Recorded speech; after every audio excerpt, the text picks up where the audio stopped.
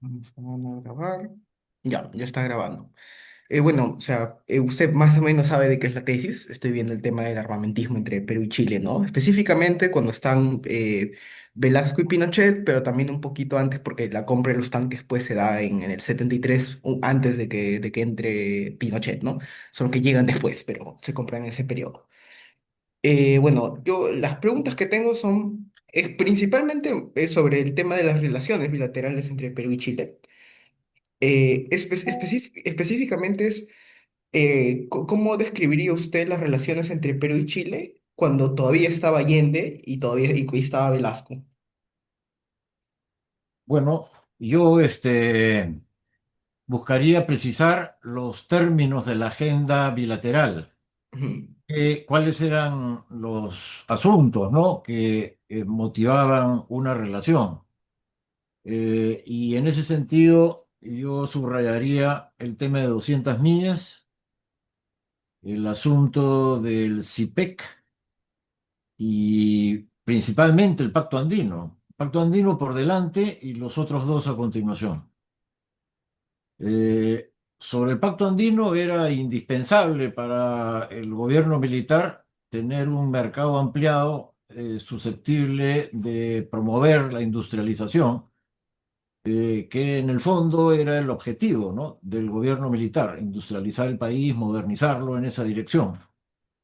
Y todas las otras medidas, reforma agraria, nacionalización de recursos naturales, tienen que ver con crear las condiciones para la industrialización, un mercado ampliado al interior del país y retener la plusvalía, la ganancia que exportaban las empresas exportadoras de materias primas, retenerla en el país para ponerla a través del Banco Industrial a disposición de financiamiento de la industrialización. Entonces, si todo era industrialización, entonces el norte, ¿no?, era industrialización y medidas que lo favorezcan. este, el mercado ampliado del Pacto Andino era indispensable porque se trataba, pues, no de tener el mercado chiquito del Perú, sino de incorporar un mercado regional, ampliar, ¿no?, un mercado regional y como el Pacto Andino había decidido qué industrias se pondrían en el Perú, qué industrias se pondrían en Colombia, etcétera. Entonces, se suponía que algunas de las que nos tocaban tendrían pues amplia llegada, ¿no? El gobierno militar hizo mucho por fortalecer el Pacto Andino y en época de Allende seguía Chile dentro del Pacto Andino, entrando Pinochet que se sale. Entonces ahí hay pues un tema que tenía una buena relación o relación normal, ¿no? Equilibrada con época de Allende y luego un brusco deterioro apenas entra Pinochet. Claro, y en ese marco, o sea, lo llamativo de la relación con Allende es que, claro, sobre todo en marcos de política exterior tenemos cosas en común, ¿no? Hay un entendimiento en ese marco. Pero, por ejemplo, lo llamativo es que no hay ninguna cuestión de cooperación más allá de esos puntos específicos. O sea, ¿por qué cree usted que hay ese patrón, ¿no? O sea, no hay ningún tema tanto de cooperación económica fuera de este marco, no hay mucha cooperación cultural, no hay otras formas más que tradicionalmente se consideran más profundas de cooperación, por ejemplo. Bueno, yo me preguntaría si esas cosas hay con otros países en esa época, ¿no?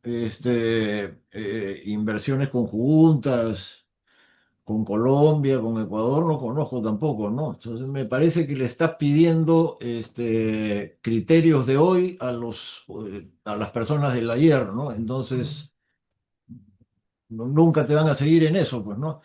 ¿Era costumbre con Colombia, con Ecuador, con Brasil hacer esas cosas que estás mencionando o solo con Chile? Yo diría que no era pues usos y costumbres del periodo.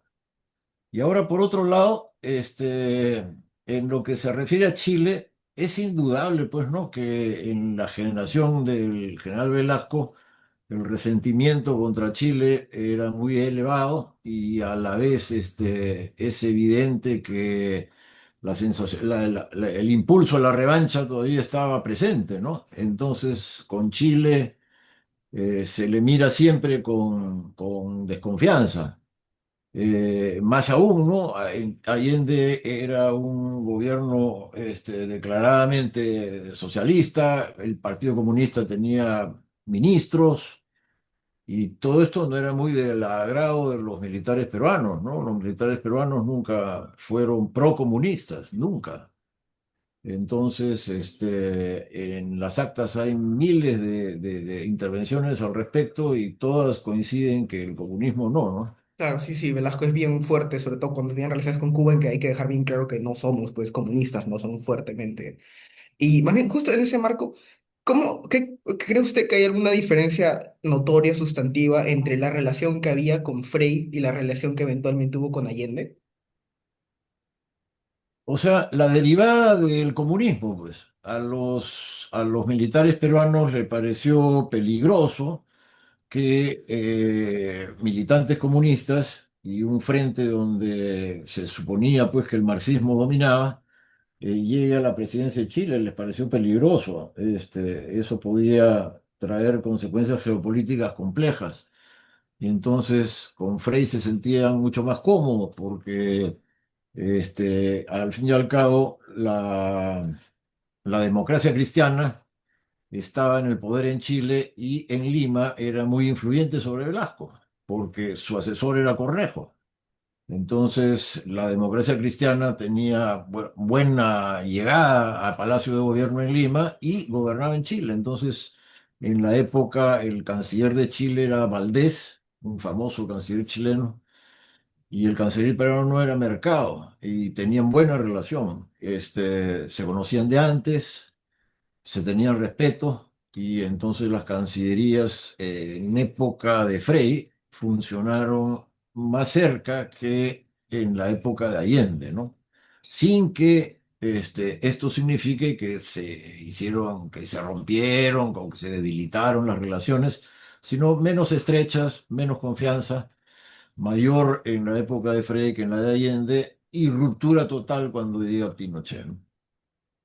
Claro, y en ese marco, o sea, porque la compra de los tanques, ¿usted cree, por qué cree que se da específicamente esa compra? Porque, o sea, lo llamativo es la cantidad, ¿no? O sea, claro que a Francia le hemos comprado a MX-30 y a MX-13 en también cantidades altas, sobre todo los MX-30, pero la compra de la Unión Soviética es la más fuerte que se hace, sobre todo entre el periodo Velasco, ¿no? Son entre 250 y 280 tanques.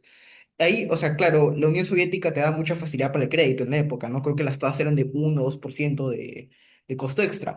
Pero, o sea, ¿usted cree que esa compra responde al objetivo de que, oye, sí quisiera recuperar este territorio o simplemente es una cuestión de oportunidad de que está muy barato?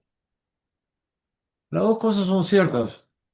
Hay un criterio de oportunidad, está muy barato. Segundo, los cubanos, el ejército cubano, hizo unas maniobras militares con los mismos material de guerra que estábamos comprando, que no era tanque solamente, era artillería, cañones estábamos comprando. Es artillería y tanques, ¿no? Pero bueno, la demostración en Cuba parece que fue muy exitosa. Estuvo presente Tantalián, el informe de Tantalián, luego en las actas del Consejo de Ministros es reventándole cohetes a las armas.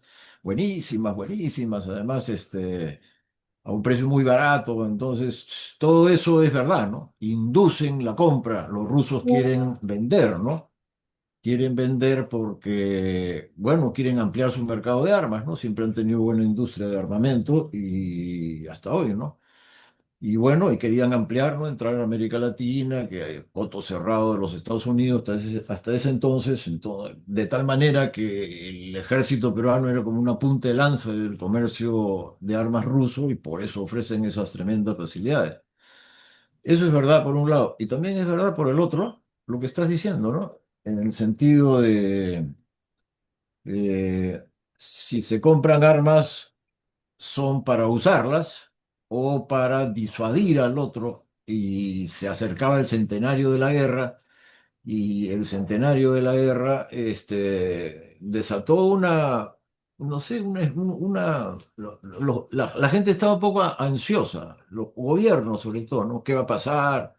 ¿Se van a revisar los tratados? ¿Puede haber una fricción especial?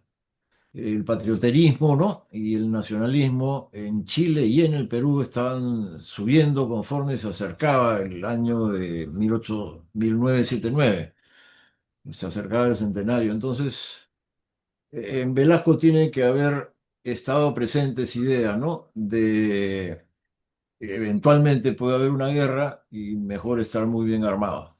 Y entonces yo soy milico y no voy a llegar en desventaja al centenario. La idea de que la desventaja había sido la causa de la derrota en la Guerra del Pacífico y que esa desventaja no se iba a repetir. Entonces nos armamos para llegar al centenario en una correlación favorable. Y por ahí va, ¿no? El pensamiento de Velasco. Ahora, eso queda patente en la discusión que hay en el Consejo de Ministros sobre el plan de guerra, en el año 75, ¿no? Se discute el plan de guerra a propuesta del jefe de Comando Conjunto, que era el general Vargas Gavilano. Él presenta un plan de guerra en el Consejo de Ministros y se discute. Y entonces es indudable que la compra de armas tiene que ver pues, con planes de guerra, ¿no?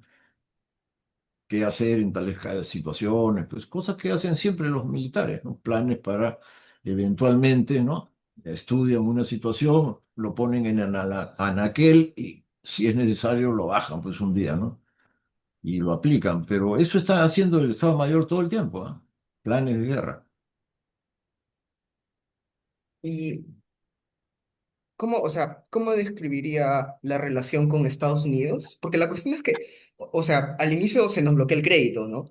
Pero eventualmente eso se restaura cuando, creo que fue en febrero, en junio del 74, sobre todo porque ya se está negociando la cuestión de la Cerro de Pasco, ¿no? Pero la cuestión es que, o sea, ¿cómo describiría usted la relación, sobre todo considerando que Estados Unidos es fuertemente pro-chileno, ¿no? O sea, tipo, el régimen de Pinochet estaba casi completamente aislado diplomáticamente, el que principal fuente de apoyo que tenían los chilenos era Estados Unidos, ¿no? ¿Cómo describiría la situación de Perú respecto a Estados Unidos en este periodo, ¿no? 73-75. O sea, mejorando, porque en este periodo Nixon mandó un emisario que no era un diplomático, sino más bien un hombre de negocios, un señor apellidado Green, Gringo, sí. y llegó a un acuerdo con el Perú, pues, ¿no? Green negocia con Mercado y llegan a un acuerdo con el Perú, ya Mercado había pasado a otro puesto y el que firme es de la Flor, canciller, ¿no? Pero ese es el acuerdo más importante con Estados Unidos, por el cual se salda todo. Todas las nacionalizaciones se pagan una cantidad que han negociado y además Estados Unidos recibe el dinero y Estados Unidos decide a quién le da y entonces le dan a la IPC, ¿no? De tal modo que indirectamente el gobierno militar acabó pagándole pues a la IPC, la expropiación que se decía que no se iba a pagar porque debía impuestos de tantos años, etcétera, acabó pagándose con Green. Y yo no creo que el gobierno no supiera, ¿no? El gobierno de Velasco no supiera que al final parte de esa plata iba a ir para la IPC. Sea como fuere, con la firma del acuerdo de mercado con Green, las relaciones con Estados Unidos han mejorado mucho y no hay un clima tan exacerbado de conflicto, ¿no? Que hubo al comienzo. De tal manera que estará Estados Unidos muy contento con Pinochet, pero no está descontento con el Perú, ¿no? No es que cree que el Perú está alineado con los soviéticos, esa idea, digamos, hoy día está sacando, en estos días, ¿no? Un libro fantasioso al respecto, nada menos que Aldo Mariátegui. Entonces, esa idea de que el Perú era el peón de los rusos y Chile de Pinochet, el peón de los Estados Unidos y que ambos buscaron conflicto, es una leyenda urbana, ¿no? Después del acuerdo con Green, las relaciones de Perú y Estados Unidos fueron mejores. Hay una tesis al respecto, ¿ah? De Alejandro Santisteban, en historia. Estados Unidos frente al gobierno de un panorama completo. Yo fui el asesor, pero la tesis es buena, así que está en descarga libre, ¿no? Claro, claro, en repositorio, la voy a chequear también. Luego, la siguiente duda que tengo específica es, o sea, claro, eso está también en las actas chilenas, ¿no? Pero igual me gustaría su opinión de, o sea, cómo, porque claro, obviamente al inicio, sobre todo en los primeros meses, el primer mes, 2 meses, todavía el régimen de Perú es más como voy a ver qué ocurre, ¿no? Porque no sé exactamente qué está pasando, por eso todo el tema de los asilados se trata de mantener una posición neutra. Pero, o sea, o sea, porque el tema es que, claro, Chile se retira del pacto andino eventualmente, aunque durante el periodo todavía no se había retirado, y en el CIPEC, o sea, ¿cómo describiría la relación dentro del CIPEC, no? Porque la cuestión es que los chilenos eran sumamente dependientes de la venta del cobre, que de hecho en el 74 bajó bastante. Y el tema es que, o sea, los chilenos no se salen del CIPEC directamente, pero sí consta que con Estados Unidos en privado llegan a un trato de que tampoco quiere Estados Unidos que se forme un cartel como es la OPEP, ¿no? Que sí podían controlar bien el precio del petróleo. Entonces, o sea, ¿usted cómo describiría este proceso dentro del CIPEC, dentro del Pacto Andino y también la cuestión de las 200 millas, ¿no? Que con Allende sí se había defendido. Bueno, después hablamos de 200 millas. El CIPEC, dicho sea de paso, conozco una persona en Lima que te voy a dar el contacto que trabajaba en el CIPEC. Es una persona mayor, ¿no? Una señora.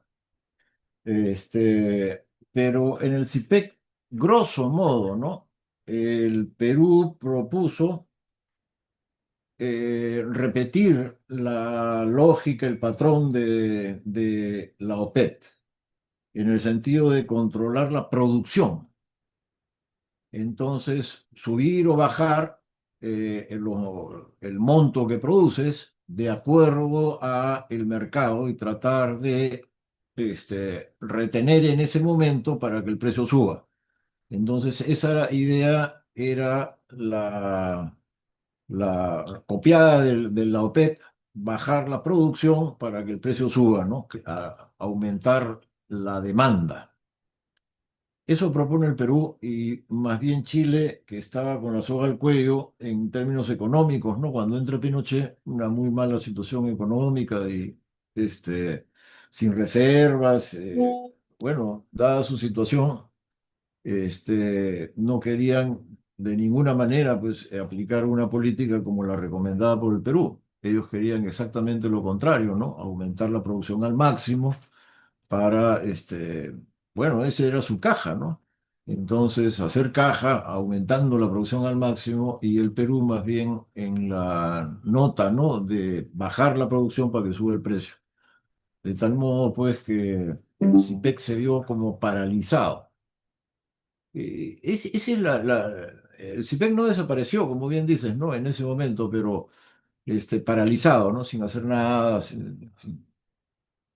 sin tener pues unidad de línea ante el mercado, ¿no? De línea comercial, ¿no? Entonces, paralizado. Y en lo que se refiere a 200 millas, este, los chilenos desarrollaron una concepción después de una conferencia sobre el mar. Hubo varias conferencias sobre el mar, varias, que van a culminar en el Tratado del Mar de 1980 u 81, que el Perú no firmó. Pero desde los 60 habían conferencias sobre el mar. Y en ellas Perú y Chile habían tenido por bastantes años una política común, que era la de 200 millas, 200 millas, 200 millas. Y habían ido convenciendo poco a poco a otros países, porque al comienzo no era 200 millas, cuando se empieza a reclamar la idea de que el mar es parte, ¿no? de la soberanía de los estados costeros, se decía el zócalo continental. Hasta donde llegue el zócalo continental ante las profundidades, hasta ahí es el país ejerce soberanía. Así lo definió Estados Unidos, que fue el primero que inició este derecho de los estados sobre una porción del mar, hasta donde llegue el zócalo de Estados Unidos. Eso fue copiado por Argentina y otros países. Y sin embargo, Chile y Perú pusieron desde el comienzo, el año 47, 200 millas. ¿Por qué? Porque en el Pacífico, en nuestro Pacífico, Pacífico Sur, el zócalo continental es chiquitito, entonces 60, 80 millas.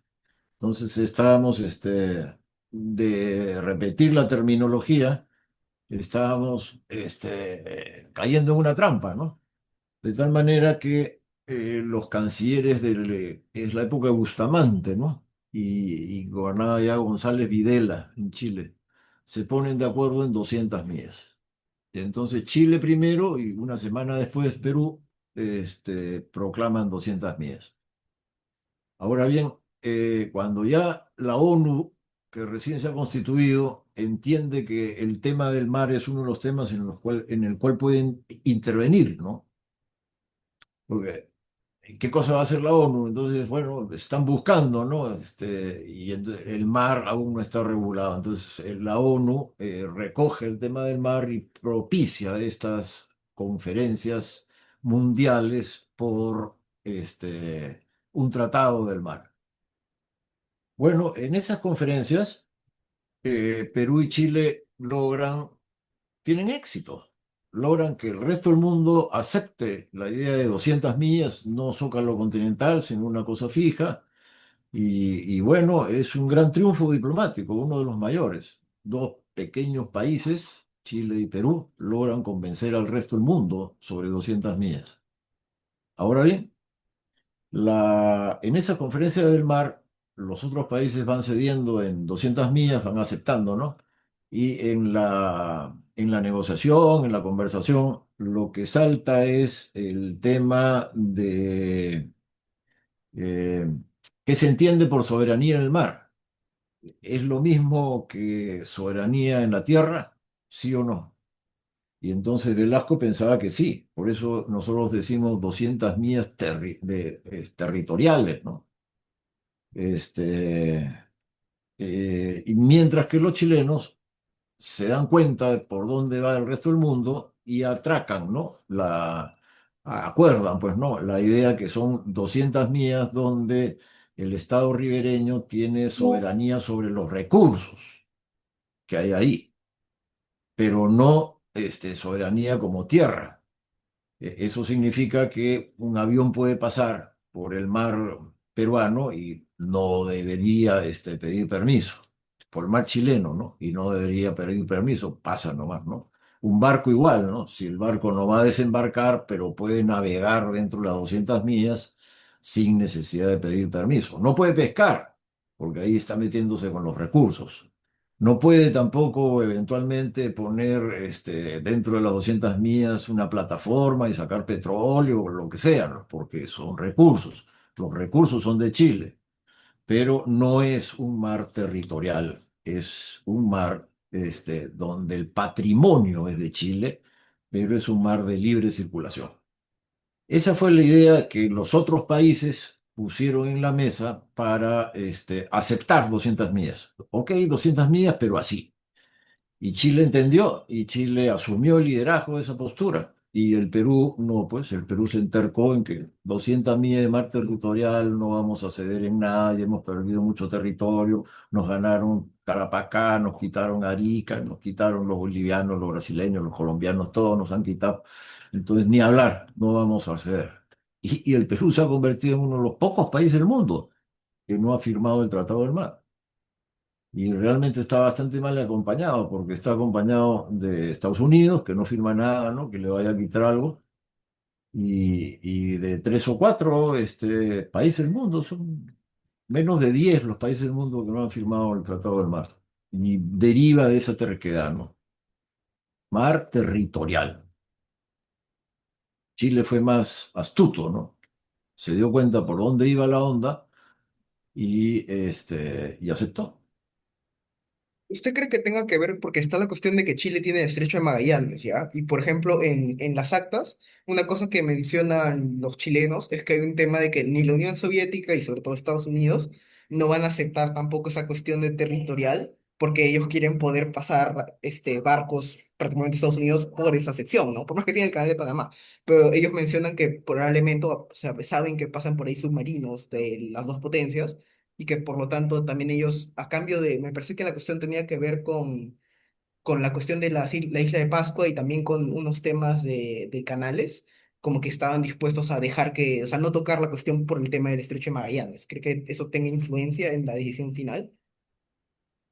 Bueno, cada país pues tiene sus peculiaridades, ¿no? Y en este caso la que mencionas es importante porque el Estrecho de Magallanes es la vía de cruce del Atlántico al Pacífico, pues, ¿no? Entonces, es por el sur, ¿no? Y entonces es evidente que ese es un tema que a la Cancillería chilena le preocupa sustancialmente, ¿no? Tú sabes, si bajas más y pasas por una zona que se llama Hornos, Cabo de Hornos, parece que el mar es súper encrespado, ¿no? Pero súper encrespado. Entonces, Estrecho de Magallanes, aunque sea difícil, para no ir por el Cabo de Hornos, que un barco puede pasarla muy mal, ¿no? Entonces, sí, pues, canales, todo eso es clave en el mundo entero, ¿no? Y en materia ¿cómo se llama? Del Acuerdo de Cartagena específicamente, porque hubo todo un tema cuando Chile trató de hacer su Estatuto de Inversiones Extranjeras, creo que era el nombre que tenía, porque chocaba con la decisión 24 del acuerdo y hubo todo un proceso ahí de discusión de cómo interpretar o no interpretar la decisión 24, porque Chile, o sea, no salió, ¿no? O sea, sí decía, sí reconocemos la decisión 24, pero al mismo tiempo como que estaban en conflicto, sobre todo, creo que los que lo apoyaban era Ecuador, específicamente sí apoyaba la interpretación que estaba proponiendo Chile, pero hubo todo un conflicto diplomático con Venezuela, con Perú, en respecto a ese tema en el Acuerdo de Cartagena. Sí, pues, ¿qué quieres saber? Estás describiendo lo que ocurrió. ¿Qué? ¿Cree que eso es como como vamos a decir, una gota más al vaso de cómo se va degradando la relación entre Perú y Chile conforme avanzan los gobiernos de Pinochet y Velasco? Claro, o sea, como habíamos conversado, pues hay una agenda, esa agenda se mantenía, se había puesto en marcha, ¿no? En época de Frei, se mantenía con algún recelo, pero se mantenía en época de Allende y se viene abajo, pues en la época de Pinochet. Eso es el deterioro de la relación. Los puntos de la agenda, antes estamos de acuerdo y ahora estamos en desacuerdo. Yo no he cambiado, ha cambiado el otro. Entonces, ahí es pues que viene la bronca con el Chile de Pinochet, ¿no? La desconfianza. Claro, y en ese sentido, siendo más específicos, porque la cuestión es que tanto en el 74, en el 73, a partir de diciembre en realidad, ¿no? Pero la cuestión es que los chilenos estaban muy desfavorecidos, al menos a nivel militar, ¿no? En caso de conflicto. En el sentido de que, por ejemplo, los chilenos todavía están usando Shermans, no es hasta en el 74 recién que compran, creo que son 50 unidades de AMX-13, pero o sea, están con material muy desactualizado. Arancibia tiene un trabajo sobre cómo el Estado Mayor hace, no creo quién fue el general que lo trató de proponer, pero dijo, oye, hay que copiar a los israelíes y hay que atacar a Perú nosotros primero antes de que ellos nos ataquen a nosotros. El tema es que cuando salió el análisis del Estado Mayor, la Marina y el ejército, perdón, y la Fuerza Aérea de Chile dijeron, no, porque no tenemos cómo ganar en nuestro respectivo sector, ¿no? El aire no lo vamos a tener nosotros y el mar no lo vamos a tener nosotros. O sea, militarmente hablando, Chile estaba muy, muy mal parado, sobre todo en el 74, ¿no? Porque en el 75 ya se degrada todavía más en la posición de Velasco y la economía peruana. Pero en el 74, sobre todo, la posición chilena era bastante precaria. De hecho, también Arancibia también menciona que se pensaba que iban a tener que pelear casa por casa en Arica. Sé que usted tiene un capítulo de un libro, ¿no? Donde menciona que el tema es que la logística era horrible, porque pues habíamos comprado equipamiento soviético, ¿no? Entonces la línea logística es más compleja y al mismo tiempo la doctrina es nueva. Para Perú tradicionalmente no le compra la Unión Soviética. Pero, o sea, usted, ¿cuál cree usted que son los principales motivos por el que no se termina decidiendo el ir al ataque, ¿no? ¿Es la logística, la degradación, o es que tienen que ocurrir las dos cosas para que hayamos llegado al resultado que tuvimos, que es que no hubo conflicto? Bueno, en el caso de Perú la secuencia es clara. Cuando se encienden las alarmas de que puede haber una guerra contra Chile y Bolivia, se discute en el Consejo de Ministros el plan, la hipótesis de guerra que ha elaborado el Comando Conjunto. Acuden a la reunión, este, tanto Vargas Gavilano, que era el jefe, como diplomáticos, porque la guerra sería también en el terreno diplomático. Entonces hay expertos militares y expertos en diplomacia, política exterior, en la reunión. Y el balance es que no teníamos correlación a nuestro favor. ¿Ah? El balance no es el que estás diciendo, porque no se trata de cuántos tanques, sino dónde van a operar. No es lo mismo una batalla de campo abierto como el Alamein, ¿no? Donde realmente los tanques pues hacen maniobras y envuelven a los otros, en fin, ¿no? Es amplio el terreno de combate. Mientras que en Arica, como toda la costa peruana, ¿no? Los cerros llegan hasta casi 20 kilómetros, 50 kilómetros menos, ¿no? Los cerros hasta dónde llegan. Y luego el mar, ¿no? Entonces se forma un callejón. Ese callejón es las Termópilas. Y en las Termópilas gana el que defiende, pues, ¿no? Porque siembras minas, que los chilenos sembraron, y tus tanques, ¿qué van a hacer? Pues tienen que entrar a un callejón, se ponen en fila. Y si el primer tanque se detiene, el segundo, el primer tanque cae en una mina, el segundo no tiene cómo pasar encima. Entonces se atraca. Y eso es lo que discuten en el Consejo de Ministros. Eran militares responsables, conocían su oficio y se dan cuenta, ¿no? Que tendrán más tanques, ¿no? Pero en el teatro de guerra no necesariamente eso iba a ser una ventaja. Y luego la Marina tampoco está en gran situación, ¿ah? La Marina peruana no estaba en gran situación. Y la Fuerza Aérea no tenía, no sé, dices que tenía superioridad. No creo, ¿ah? Porque los aviones los compró Morales. Sí, claro, los Sukhoi son de Morales, sí, sí. Claro, pues, entonces, Claro, bueno, donde lo que mencionaba en Siria, que es de Chile, no es que el principal problema que planteaban, aunque en este caso era ante la supuesta posibilidad de atacar a Perú, no en caso defensivo, era el tema de los Canberra, ¿no? Que los había comprado Dría, o sea, eran relativamente anticuados, pero eran, creo que si mal no recuerdo, todavía tenemos 50 80 operativos en ese momento. Entonces, el tema que tenían el Estado Mayor era la cuestión de que cualquier intento de ofensivo o contraofensiva no iba a ser muy efectivo por el tema de que tienen apoyo aéreo, o sea, ¿cómo se llama en español? CAS, Closer Support, no sé cómo se traduce, ¿no? Por la cuestión de los Canberra. Y al mismo tiempo, o sea, Chile en ese momento, o sea, no contaba tampoco con jets muy modernos, ¿no? A cuestión de la Fuerza Aérea. En cambio, Perú tenía los Mirage, por ejemplo, que no eran muchos, creo que compramos solo 12, o sea, es bastante limitado, pero, o sea, de todas maneras, hasta donde entiendo, ese es se supone que es el principal motivo por el que en el aire, por ejemplo, no había tanta claridad de que Chile tuviera la capacidad de mantener control, pues, de alguna manera. bueno, una vez que los peruanos se dan cuenta que su ventaja estratégica no es tal, sino que sería como muy peleado, los diplomáticos plantean lo mismo. En la OEA, dado Estados Unidos, Brasil, Chile nos acogotaría, tendría muchos aliados, seríamos vistos como el malo de la película, aunque en la ONU, gracias al Grupo del 77, que es otro de los temas, ¿no? Que se deteriora con Pinochet, es otro de los temas de agenda, no lo habíamos puesto, ¿no? Es Grupo de los, o sea, no alineados, Pacto Andino, CIPEC y 200 millas. Son los cuatro temas de agenda donde hay un violento deterioro con Pinochet. Entonces, piensan los diplomáticos, ¿no? Que gracias a Noal en Naciones Unidas tendríamos más posibilidades de salir adelante, pero que la OEA, la región, ¿no? Nos condenaría y sería difícil. Se plantea el tema del Ecuador. Entonces, la conclusión de esa sesión de Consejo de Ministros es enviar misiones diplomáticas. Una primera a Bolivia, encabezada por Richter, Sí, con Banzer. claro, y una segunda para conversar con Chile a propósito del aniversario de Bolivia, el 6 de agosto.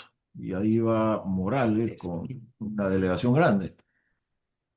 Esas son medidas que adopta Velasco, ¿no? Sí, sí. Y son medidas que lo que tienden más bien es a que no haya guerra. Entonces, no veo cómo después de eso se puede sostener que Velasco quería guerra y Morales le da el golpe para evitarlo.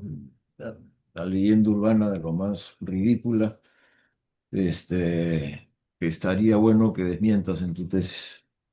Claro, porque la cuestión es que, de hecho, incluso antes de todo este episodio, ¿no? Que es en agosto, creo que fue en junio, ya habían dicho que había que desinflar, o sea, ellos usan el término desinflar el globo, ¿no? Pero ya decían hay que desinflar la situación con Chile, o sea, ya se había descartado la noción de que, oye, esto es como que lo que queremos hacer.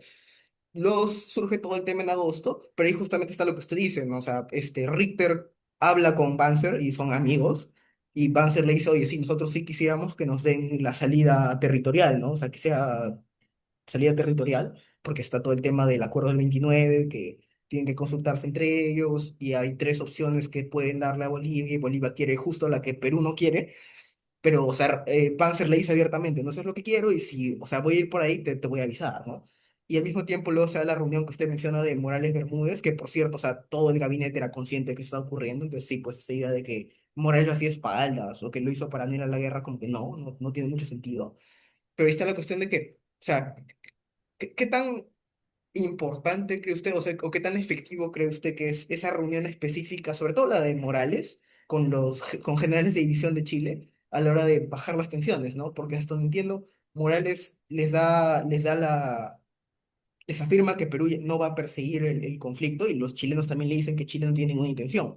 Honestamente tampoco tenía cómo así quisiera, ¿no? Pero también le dicen explícitamente, oye, no vamos a ir por acá.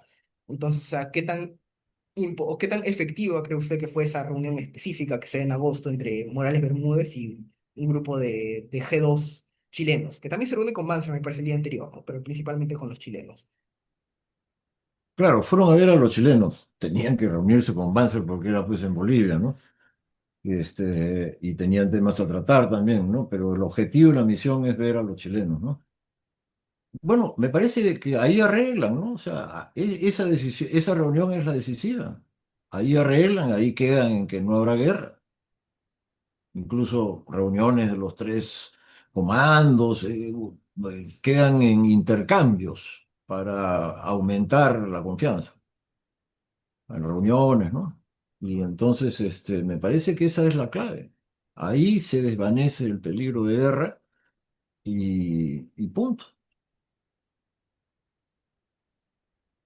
Ahora, yendo un poco más, En esa delegación estuvo mi padre, que era el jefe de la policía, y se reunió con el jefe de los carabineros porque fueron pares. Y entonces, por tradición familiar, he oído siempre, ¿no? Qué cosa conversaron, cómo fue con los chilenos. 100 veces mi papá contaba, ¿no? pero Y con bueno, Mendoza, ¿no? Era en ese momento el de los carabineros. sí, no sé bien con quién específicamente, si conversó con Mendoza o con el número 2, pero mi padre era en ese momento el número 1 de la policía acá. Y lo metió Morales en la delegación a último momento, aparentemente, y ya fueron juntos a Bolivia. Entonces estuvo presente en las reuniones con los chilenos. Y ahora que conocemos la historia panorámica, que no hubo conflicto, ahí pues se desinfla. Y La nueva alarma de guerra será cuando Argentina y Chile pelean por el Beagle. Y entonces los peruanos piensan que eventualmente puede haber una guerra y de nuevo, ¿no? ¿Qué cosa haríamos? Pero eso ya es con Morales 79, ¿no? claro, claro, mucho más tarde. Y ahí el tema, justo pasando un poco al tema del régimen interno, o sea, claro, Velasco se degrada parcialmente por su enfermedad, ¿no? Cuando Jarrín tiene que entrar un tiempo a reemplazarlo dentro del consejo y en general en materias. Luego está la cuestión del limazo. Ahora, lo llamativo del limazo es que, o sea, en la literatura tradicionalmente ese es como un punto de quiebre, ¿no? Se marca como que es una degradación enorme, etcétera. Pero me llama la atención que en las actas del Consejo de Ministros no se suele ver con la misma gravedad que otros eventos que hubo, ¿no? Como los dos amotinamientos de la Marina.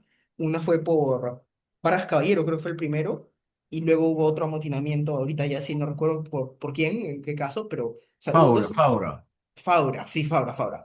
Hubo dos amotinamientos de la Marina, el limazo, que como digo, me llama la atención que en las actas no parecen darle tanta importancia, es más negocian el tema de los sueldos, ¿no? Que les van a cambiar a la policía y a la Guardia Republicana, si mal no recuerdo.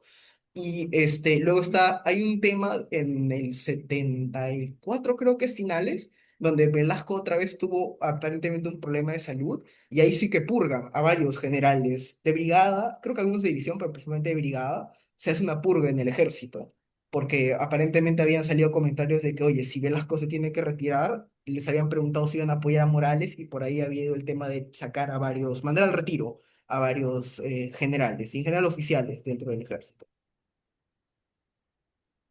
Bueno, a las Fuerzas Armadas siempre les ha parecido pues que los asuntos de la policía son asuntos secundarios, menores. No es un arma peligrosa, ¿no? Jamás van a poder dar un golpe de Estado, ¿no? Los policías.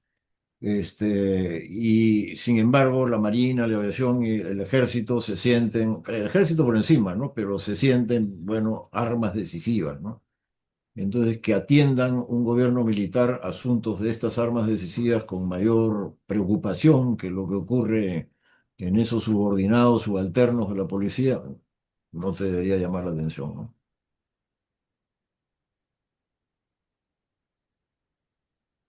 Y en materia de la cohesión interna, sobre todo dentro de la Junta en general, pero de las Fuerzas Armadas, o sea, claro, obviamente no fue a la guerra porque estratégicamente no era viable, ¿no?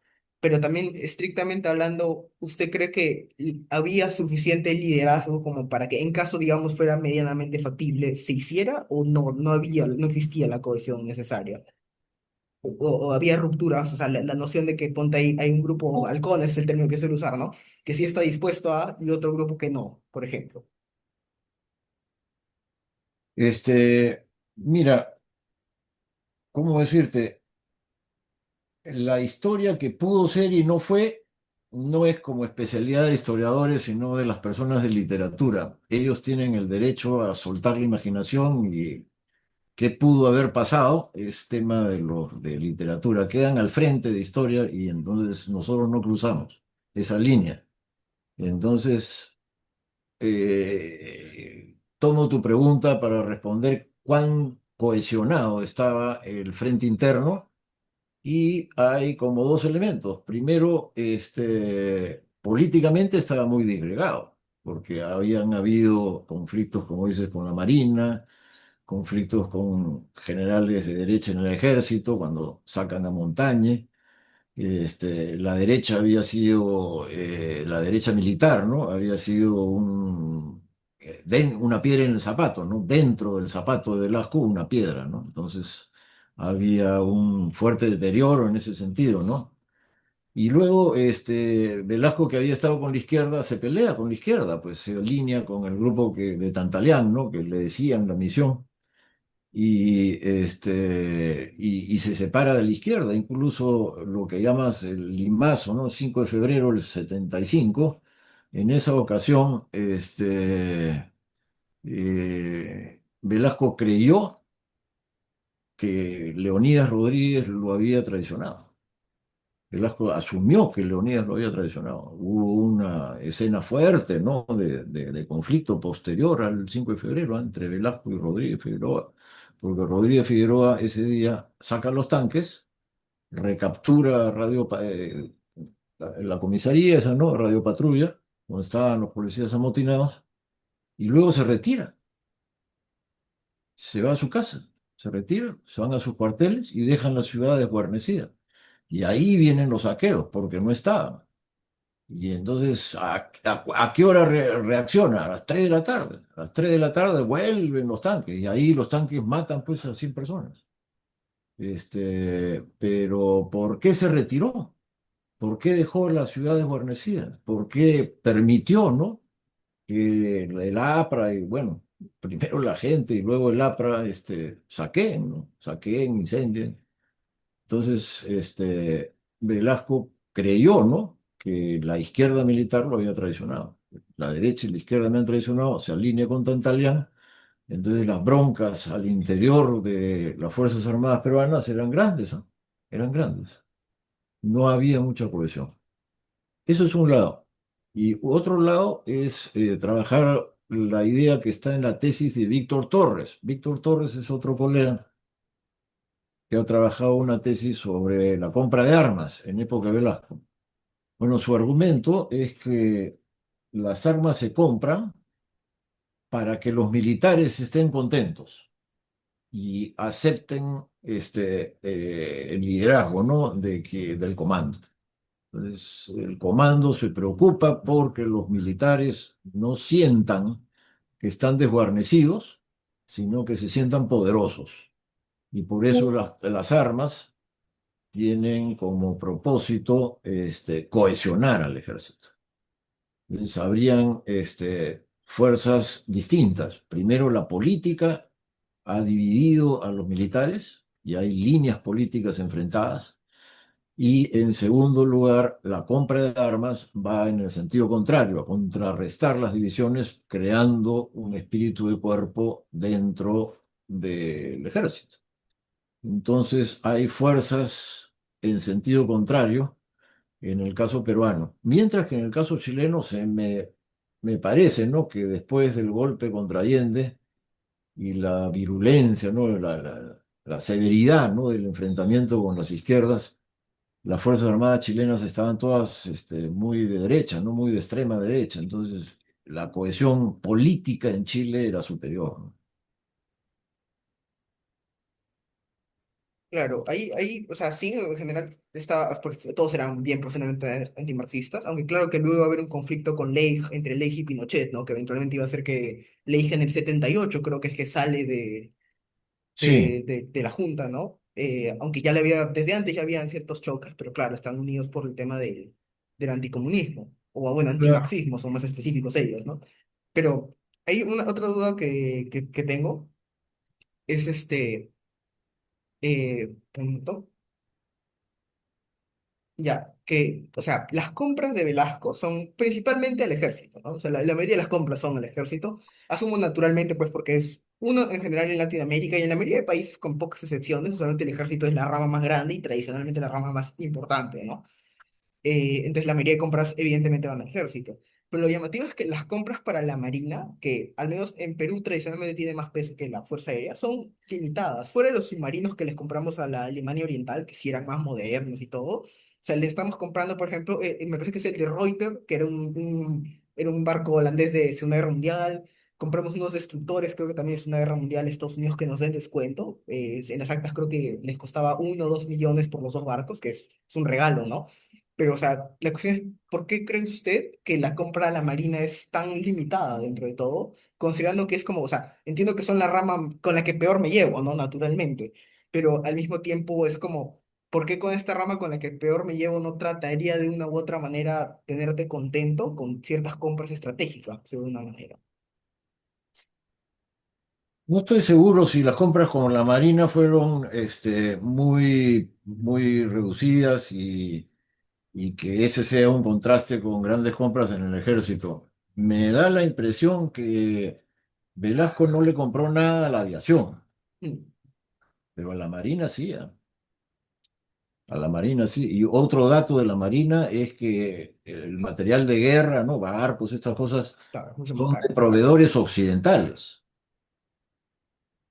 Entonces, la Marina mantiene la línea histórica, ¿no?, de compras en Occidente y sí está comprando cosas, ¿ah? Hay una tesis en elaboración ahora de un teniente de la Marina que está estudiando justo el tema, las compras, quiénes fueron, cuántos fueron, y bueno, no he leído todavía, no está trabajando, pero su argumento es que las compras no fueron poquitas, ¿no? Negligibles no, sino racionalmente la Marina también estaba comprando una cosa extraordinaria para el ejército por las circunstancias, pues una oferta. Y al fin y al cabo, pues Velasco era del ejército, ¿no? Y la rama que descuidan es la aviación.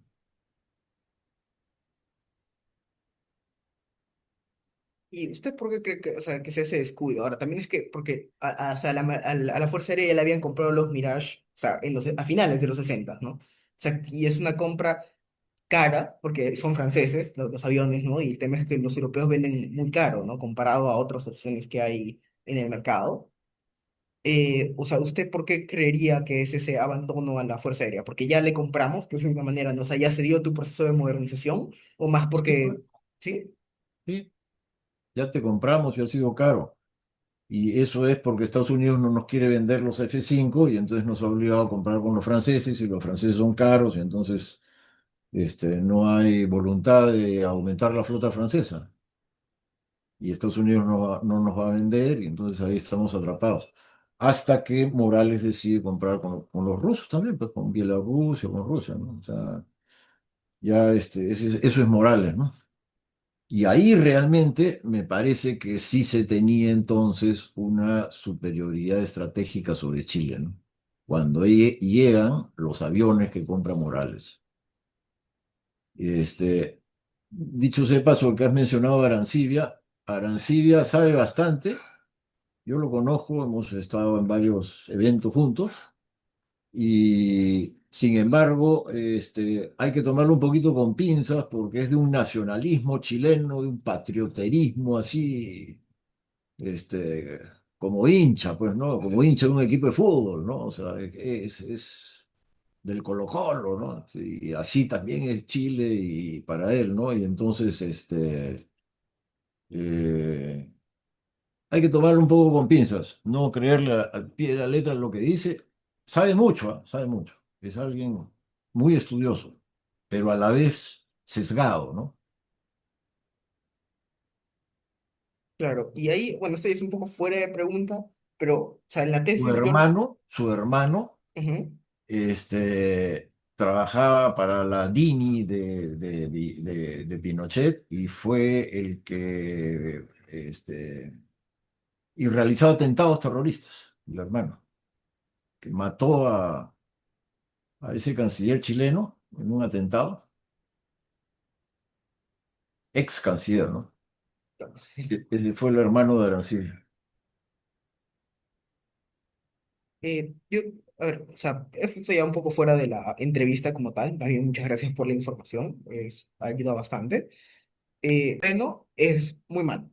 Entonces, de una manera, o sea, la configuración que tiene el territorio de Arica básicamente no permite el avance, pues de alguna manera. O sea, ¿usted cree que independientemente de, por ejemplo, de que en la condición del 74 tampoco hubiera permitido, por ejemplo, una ofensiva, simplemente por la cuestión de cómo está configurada la geografía?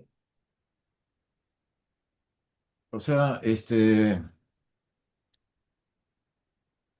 cuando presentan el plan de guerra también había una operación naval, ¿no? O sea, la Marina participaría en una operación así tipo Segunda Guerra Mundial, ¿no? Comandos que entran por diversas partes, en fin, ¿no? Era un plan de guerra el peruano complejo, ¿no? No era simple de los tanques por las Termópilas esas entre Arica y Tacna, ¿no? No, era más complejo, ¿no? La Marina también participaba en un desembarco anfibio. Pero el tema es, ¿por qué vas a atacar? Pues el 74, o sea, o sea, tú no atacas así sin motivo, ¿no? O sea, ¿cuál es el motivo para atacar? Si tú atacas sin motivo, pierdes, ¿no? Siempre tiene que haber una narrativa, ¿no? Sí, sobre todo porque el escenario internacional se va a ver conmovido y todos los actores internacionales van a estar metiéndose. Entonces, el 74 tenía motivo de guerra, casus belli, ¿no? No hay Claro. casus belli, pues. Y el 75, el casus belli que imagina Velasco, que lo verbaliza, es Chile y Bolivia van a acordar una cesión territorial y cuando nos consulten a nosotros, nosotros vamos a decir que no, y ese no es el casus belli de ellos. No, ellos van a decir, bueno, para imponer esto que es necesario, tenemos que derrotar al Perú. Entonces el casus belli era de ellos, cuando nosotros rechacemos. Pero nosotros no tenemos un casus belli del 74, entonces ¿cómo ibas a atacar? No se trata solamente de la geografía, no tienes casus belli. Y, por ejemplo, en ese caso, o sea, porque diplomáticamente, o sea, Chile se encuentra muy aislado, ¿no? O sea, tiene cierta relación, con, por ejemplo, con España, aunque igual hay todo un problema con la Pegaso porque no querían dar la licitación que le habían dado anteriormente, hicieron un despelote. Ahora, claro, Brasil y Estados Unidos sí son bien abiertos, bien cooperativos con Chile, ¿no? En general. Sí, Súper, pues, y son claro. pues el gigante de Sudamérica y el otro pues el patrón del mundo, entonces no están aislados, pero no, al contrario, el Perú está aislado, Ujú.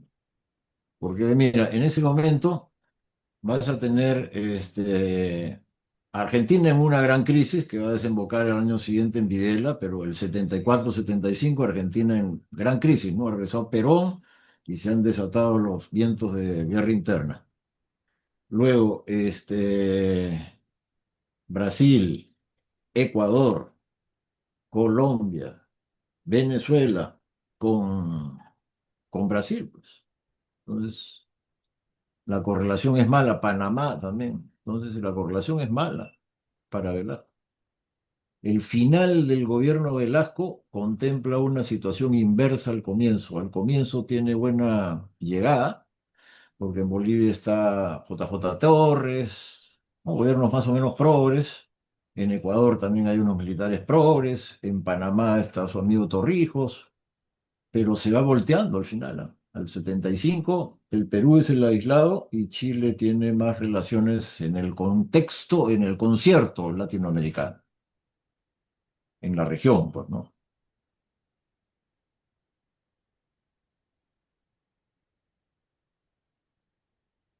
Brasil y Estados Unidos pesan mucho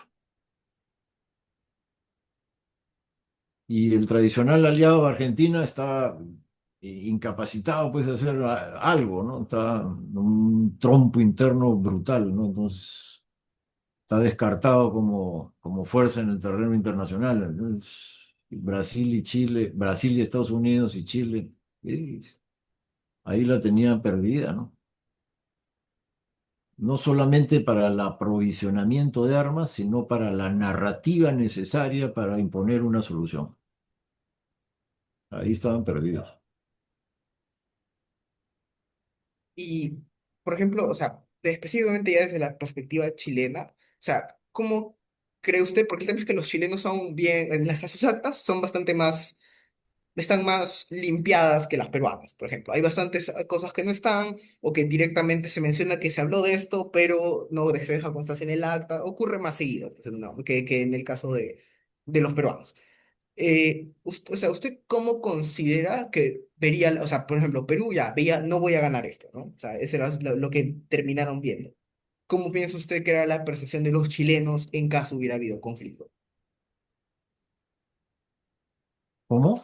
¿Cuál es la pregunta? No he O entendido sea, bien. los peruanos a través del Estado Mayor ya habían llegado a la conclusión de que hoy esto no es factible, no vamos a ganar, ¿no? Básicamente. ¿Cómo cree usted que era la apreciación chilena en ese contexto del 75 en caso hubiera conflicto? Bueno, por la reunión que tiene Morales allá en Bolivia con el comando chileno, tampoco querían guerra. Sabían que estaban muy pobres, sabían que tenían una unidad de sus Fuerzas Armadas, pero el país no estaba unido. La izquierda estaba siendo reprimida, había mucho antigobierno en la sociedad chilena.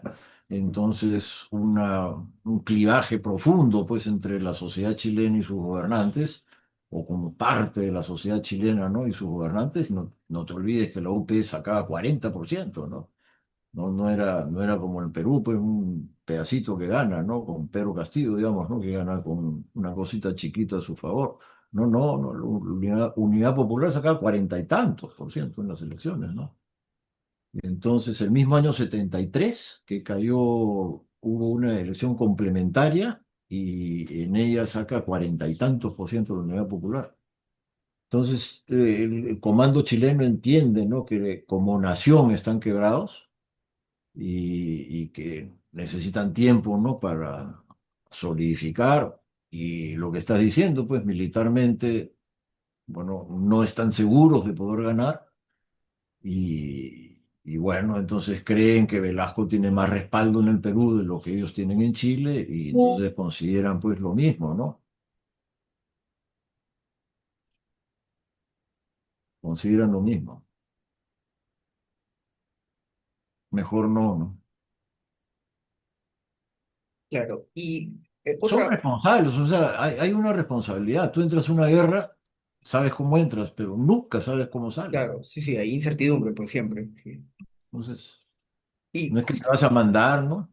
claro, claro.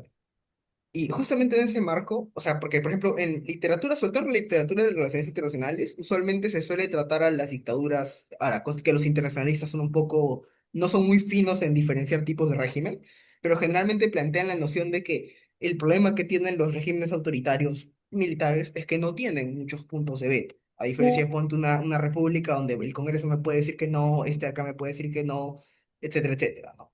Pero el tema es que en la práctica, o sea, ¿usted considera que en realidad sí hay puntos de veto? Porque, por ejemplo, o sea, la Marina se puede oponer, la Fuerza Aérea se puede oponer, pues ¿A como usted, qué? al tema de tomar la decisión de ir a la guerra, por ejemplo. O sea, esta noción que tienen los... Tú tienes que tener un casus belli. Si no tienes un casus belli, no, no es que yo voy a la guerra. No, No es claro, claro. nada. Los militares son gente responsable, maestro. Ujú. No, no son locos aventureros, ¿no?